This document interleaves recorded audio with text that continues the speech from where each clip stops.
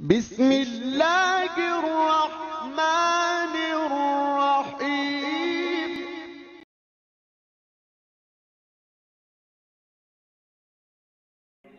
بادشاہ جب عوام کے مفاد سے غافل و بے خبر ہو کر ذاتیات میں مصروف ہو جاتا ہے، بدل دیا جاتا ہے۔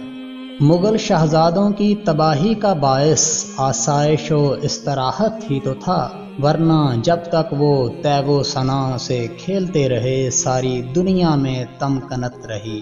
آسائش قوموں کی رسوائی اور تباہی کا پیش خیمہ ہوتی ہے۔ جو بندہ جس کام کے لیے پیدا ہوا ہے اسے اسی قسم کا علم دیا جاتا ہے۔ لوہار کا یہ گلہ کہ اسے جوتا بنانا نہیں آتا عبث ہے۔ لوہار تلوار بناتا ہے، موچی جوتا۔ جو چیز جس کے لیے ضروری ہوتی ہے دی جاتی ہے، جو نہیں دی جاتی سمجھیے اسے اس کی ضرورت نہیں، اس لیے کہ کوئی مالک کسی کاریگر کو اوزاروں کے بغیر کبھی کارخانہ میں نہیں بھیجا کرتا۔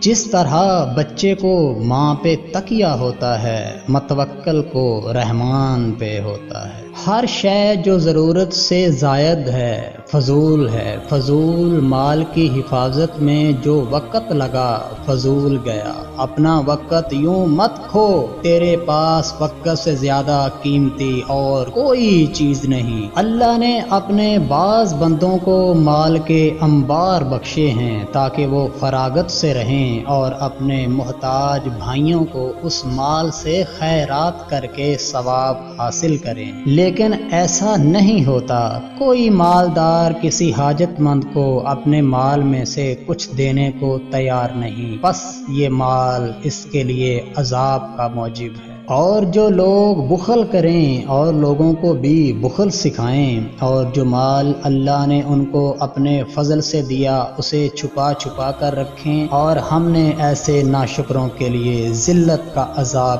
تیار کر رکھا ہے۔ برے کو ہر بات بری معلوم ہوتی ہے، زمانہ برا نہیں برے کو ہی برا معلوم ہوتا ہے۔ شریعت کی پابندی نفس کی عین مخالفت ہے۔